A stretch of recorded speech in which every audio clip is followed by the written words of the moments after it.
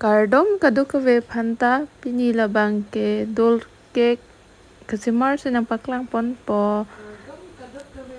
cake spon bang fortan divide lo akrim hinang ko imati di akrim ki hinang paklang pon po first step bang lo labang ke second step third fourth and po labang ke second step lo flavor labang ke vanilla si kipi vanilla ta misen mati di la cream en panai phrui phrui lo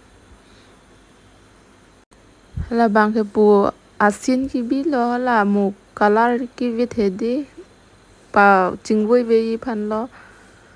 pin ben white a photo nang sen he customer atum exact la son si monai pi lo nang lang no labang ka dol lo ka la white pang hi lo ajak tum nang ar judi cream hi yang ko pisi ki pilo po labang ke spon si ke monai lo la ke monai ke en ke moida jang thu wuti hai si pilo la pen wuti choche tum da do mati di na wuti choche tum manta ho sonai putte ho son ta monai la wuti pipe yata la pen white ki bang atang lo la pen pin color lo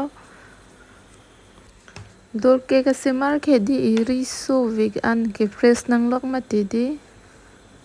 abang amta hi nang lap mati si iri so tang lo jo son lo lang me ma kaduk ka vetanang support dun bom tha de pini ke lan vet lo